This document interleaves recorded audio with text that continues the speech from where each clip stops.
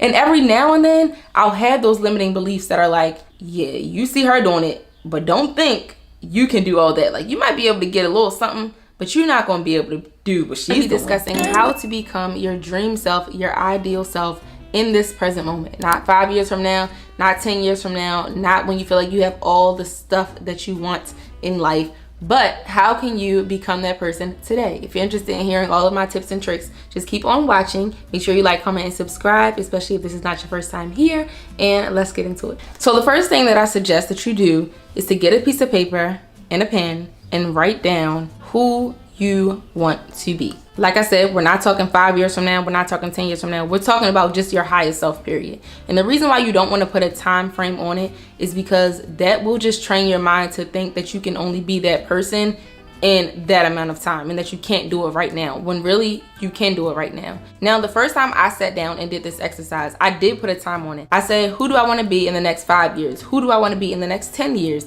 And I wrote all that stuff down. Then I said to myself, some of this stuff is stuff that I can do right now. Like, these are character traits. This is like energy that I can channel right now. Now, while some of the stuff was stuff that I cannot afford right now, like, you know, I wrote down the type of car I want to drive, the type of house I want to live in, the type of things that I want to own. That stuff I might not be able to have right now, but the things that are very important, which are the character traits, the energies, the personalities, that is stuff that you can actually incorporate into your life right now. So yes, write it all down. Write down the luxury things that you want to own. Write down, you know, the nice car that you want to drive, the nice house that you want to have. Write down all the details. Every detail you can think of, write it down. But really make sure you're focusing on the character traits of that person that you want to be. How do you want to dress? How do you want to speak? Who do you want to hang out with? What type of people do you want to surround yourself with? What kind of men do you want to date? What kind of men do you want to be married to? What places do you want to frequent? These are all things that you can start practicing right now. I feel like sometimes we go through life aimlessly because we don't have a clear idea of what we want and who we want to be. So we're kind of just taking a little bit of any and everything that's thrown at us,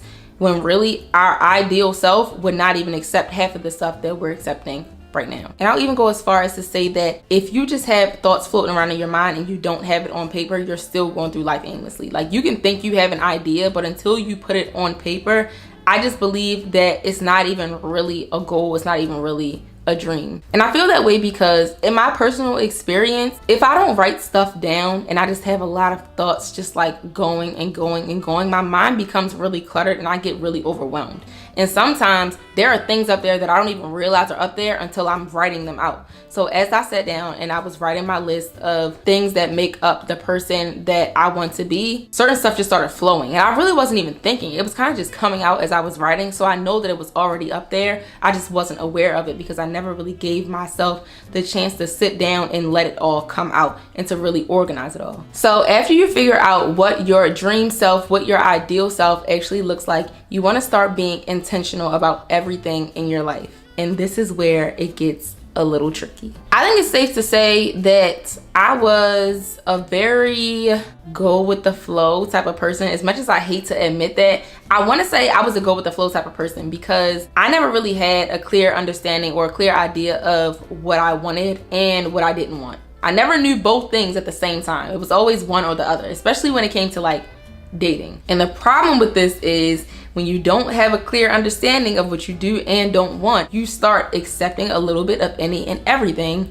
that is being thrown at you. And I heard this quote a few years ago. I don't remember who said it. Someone said that when you eat from everyone's table, that's how you get sick. You don't want to be eating from everybody's table. There are certain tables that you should allow yourself to sit at, and some you should be like, I can't be sitting here. And that's not to say that, matter of fact, yes it is. I was about to say that's not even to say that you think you're too good to be in certain places, because honestly I feel like sometimes you should think you're too good to be in certain places. Like, certain things just don't deserve your energy. Certain things just don't deserve you. Certain people just don't deserve your energy or deserve you. And you have to be confident enough to stand in that. You should know what you want, who you want, and who you are at all times. And then once you know those things, you want to move accordingly. And that's where being intentional comes into play. So since I started with the dating example, we're just going to go with dating for right now. I started dating intentionally a few years ago when I was really trying to get a strong sense of self and I was really trying to like build my confidence and just do better in relationships and being single, I noticed that because I didn't really know who I was as an individual, I was taking a little bit of everything. So as I started to learn more about myself, I started to discover what I wanted and what I didn't want, and what I needed and what I didn't need. And this helped me out a whole lot, because then life just starts to filter out people for me. But how did that happen? Once I realized what I wanted and what I didn't want and what I needed and what I didn't need, I started moving accordingly. I started showing up as a person who would attract those things that I wanted, who would attract those things that I needed. And I was very intentional about who I allowed in my space after that. But in addition to me being intentional about who I was allowing into my space, life, like I said, was filtering people out for me. There were certain people who wouldn't even approach me because I didn't even give off the vibes that I would accept what they had to offer. I've had guys who have taken so long to actually approach me. Like, they would follow me on Instagram for a long time, but they wouldn't actually say anything until like years later, because they said that they felt like I was out of their league or something like that. Now, when a man says that, believe him, okay? That's all I'm gonna say. But anyway, they just didn't even feel like they could approach me because of the energy that I was giving off. And while some people might say, oh, that means that you were giving standoffish, or you were giving like stuck up vibes, you know, if that's what you want to call it, okay. I know I'm not stuck up. I know I'm not like unapproachable. But I also do know that I do give off a certain aura. Like, you can't come over here with a bunch of nonsense and BS. You just can't. Like, every now and then you might get a few like trickle in and try to play a little bit of games, but I don't really give off play with me. That's just, I don't know, that's how I feel. So I started being intentional about who I was dating. I was intentional about who I was surrounding myself with as far as like friends. I have had people in the past really drain me, and that's not to say that they were bad friends, but I feel like I have had a lot of friendships that were very one-sided. Like, I feel like people got a lot out of me, but I didn't really get a lot out of people that I was friends with. And this is actually something that I just recently noticed, like within the last week, because I was just having this conversation with someone yesterday. But I feel like now I'm surrounded by so many people who I can have mutually beneficial relationships with. And I'm really not interested in being friends with people who only take from me and don't really give. And even if you do give, like if it's not anywhere near as much as I'm giving, I don't really want to be a part of it. And that's fine. That's not to say that like it's a beef or people are cut off, because that's not even that. Like, there are some people who I will still hang out with every now and then. You know, we can talk on the phone every now and then, but do we need to speak every single day? Like, do I really want to be drained of my energy all the time? No, I don't. And that's fine. Like, one thing I really learned how to do was how to compartmentalize my friends, or compartmentalize everybody in my life, honestly. Certain people are for certain things, and everything is not for everybody. That's probably one of the most valuable lessons that I have learned. And I am not for everybody. There are certain men that my higher self would not ever even look at twice. There are certain people who my higher self would not hang around. There are certain activities that my higher self would not engage in. And that's how I'm moving right now. Like, once you take note of that, you really don't have any other choice but to abide by that and to start living in that. Being intentional is literally showing up as that person, taking those character traits and putting them into your life in that moment. So, like, aside from relationships, one thing I had written down about the person who I want to be is that she does not curse as much as I do right now. Now, I have gotten a lot better since I made this list and I started being intentional about everything. I have gotten a whole lot better. But I noticed that I did not want to be the type of person who was cursing all the time for no reason. And now I know that I'm doing a lot better, because now when I hear certain people talking and I hear one or two curse words, I'm automatically like, oh my God, like why do you have to talk like that? And it just makes me think like, dang, is this what people was thinking about me when I was talking? Like I said, there are certain things that I just won't do now that I have a clear understanding of the person God has really called me to be, and you know, the person that I want to be. And I'm gonna say both, because I'm working on making my desires for myself line up with who God wants me to be, because they're not always in alignment. And the whole thing about cursing brings me to the next point. You want to start taking accountability for your actions. And that simply means figure out what you don't like about yourself and your life and change it. So like I said, one thing I didn't like about myself was how much I used to curse. I didn't really like my vocabulary. So I slowly started to stop cursing as much. I do it every now and then, and I know some people might not like the fact that I'm admitting down here, but it's the truth. The truth shall set you free. I don't like how much I procrastinate. I've been making a conscious effort to stop procrastinating as much as I do. I heard someone say recently that we procrastinate because we don't feel prepared for whatever it is we're about to do. So I started becoming more organized, planning ahead for every task that I have so that I can feel prepared in the moments where it's time for me to start whatever that task is. And it has been helping me tremendously. I've also been like taking on little tasks, well, not even little tasks. I've been taking on like big tasks that really require me to be organized and to not procrastinate. Like my mom's bridal shower and my sister's bridal shower, they were a month apart. I took on the task of planning both of them, and because they were 30 days apart, I had to kind of plan both of them at the same time, and the only way I could afford that and really execute that the way I wanted to was to plan ahead and to be organized. And the interesting thing about that, I noticed this once they both were over, is that practicing those habits for those two events actually allowed it to spill over into other areas of my life. So for the bridal showers, I was planning out everything in advance. I had a spreadsheet of everything that I needed for both with the cost of everything. I was ordering stuff on a schedule. You know, I was very prepared for those things. So then when it came to like my content and stuff, I started being more organized with that, and I started planning ahead with that. Now I have like a calendar of the different content that I'm going to make for each month, when I'm going to record it, when I'm going to edit it, when it's going to go up. Like, I'm just very organized in a lot of other areas of my life now. I'm really good at just winging stuff, and I'm also really good at working under pressure. But just because you're good at doing something, that doesn't mean that you should do it. I should not be working under pressure all the time. Like, I don't have to do it just because I can. And I realized that I didn't like that about myself, so I changed it. Because I knew that my ideal self, my higher self, my best self was not a procrastinator. She's very organized, she gets her stuff done, she plans and she executes well. And I just wanted to start becoming that person now instead of waiting till years from now. Because honestly, a lot of the character traits that you're going to come up with for your ideal self are going to be things that actually take time for you to adapt. It's not stuff that's just going to happen overnight, most of it. Because even like the cursing, like I'm still working on that. And this has been going on for like months. Like I've been working on this for months. The procrastination thing, I still procrastinate. It's not as bad as it used to be, but you know, I started working on that months ago and I'm still doing it. So, you know, all this stuff takes time. You will be doing yourself a disservice to wait years from now until you have a certain amount of money, until you have, you know, certain things that you really want in order for you to start working on those character traits. Because you can have all the things can come. The things gonna come when God is ready for them to come.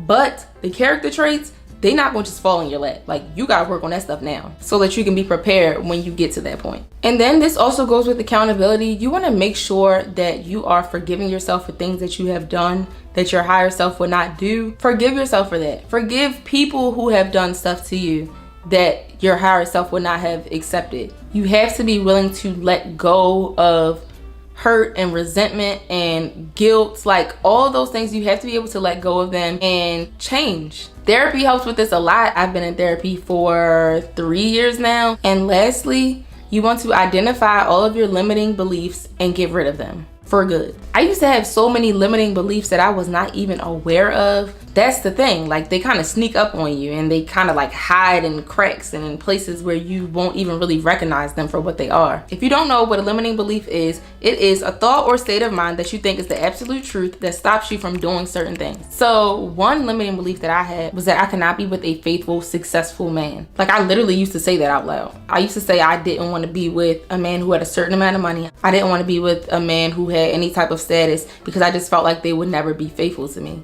And while it's true that it might be harder for them to be faithful, I guess, that's not to say that it's not possible to have both. You can very much so have a man who is successful, has a good career, good financially, who treats you well. But I feel like you have to get rid of that limiting belief in order to even be able to receive that kind of thing. I actually feel like a lot of women feel that way. A lot of women settle for men who don't really bring anything into their lives because they feel like they're better off dealing with a man who really has nothing to offer, because somebody who does have something to offer would never even look her way or treat her the way she wants to be treated. So it's kind of like you're telling yourself you don't even deserve to have that good thing that you really want. And then the same thing goes for money. I used to think that there was a cap on how much money I could make. I used to think that certain things just weren't attainable for me for some strange reason. I don't even know what those reasons were, but I just felt like I can't have that. Although I've seen other people with it, but for some strange reason, it just wasn't something that I could do.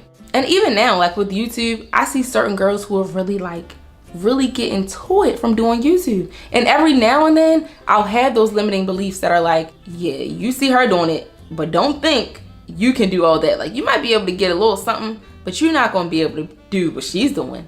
You're not going to be able to do what he's doing. And why not? And that's the thing with the limiting beliefs. Like, when they come, you have to be able to flip that switch and be like, no, that's not true. I can do this. I can live this way. I can have this. I can have this type of man. I can have this type of family. I can live in this type of house. I can drive this type of car. And that's another thing. I said this on TikTok before. I never had a dream car because I honestly never really saw myself being able to drive a luxury car. I don't know why. I think I said in the TikTok, like, I feel like it probably came from the fact that where I live, like I live in Maryland, if y'all didn't know, you don't really see a lot of like luxury cars. Like, it's not an everyday thing. If you see one, you're like, wow, that's a nice car, but it's like so weird. Like, it's still strange to see where I live. So you never really see yourself in that because that's not something that you see all the time. So because I wasn't seeing it all the time, I told myself that that wasn't something that I could have. Well, actually, I wasn't even telling myself that I couldn't have it. I just wasn't seeing it for myself. Like, it just wasn't a thought. So once I realized that that's what was going on, because somebody asked me, like, what's your dream car? And I was like, I don't have one. I never really thought about it. And she was like, why not? And I was just like, I don't know. I'm not into that kind of stuff, so I don't really care. Like, I never really think about the material things that I'm going to get when I have a certain amount of money. Like, I never think about it. And she was like, well, I mean, that's still a good thing to have because you still want to have something to work toward. And then I started thinking about it like, I don't have a dream car because I never see them. So I have to start, because they're not around me, I have to start putting them around me so that I can see myself in them, if that makes sense. So I went on Pinterest. I had no idea what my dream car was because I knew nothing about cars because I never saw really nice cars. So I had to educate myself and I had to just start going on Pinterest, looking at luxury cars. I think that's what I typed in, like luxury cars.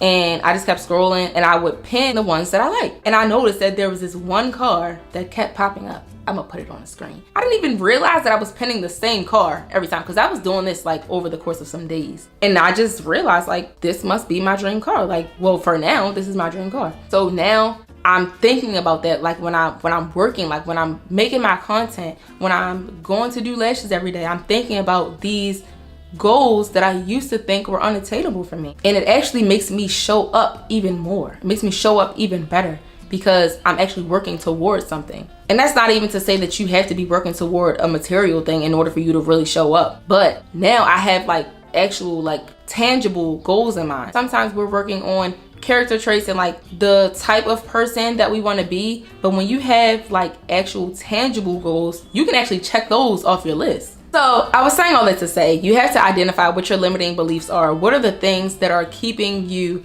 from setting goals? What are the things that are keeping you from accomplishing those goals? Figure them out and get rid of them. They gotta go. So to sum it all up, figure out who you want to be, figure out what you want, figure out the type of life that you want to live. Be very detailed, y'all, when y'all are writing this stuff down. Like, I have everything written down. Like, I can see it to a T. I really like sat there, closed my eyes and thought, like, what does my life look like at this ideal point? Like, I can't put a time on it, but when I am my higher self, what does she look like? What does her life look like? What does her attitude look like? How does she dress? How does she speak? Who does she hang with? Who is she in a relationship with? Who is she married to?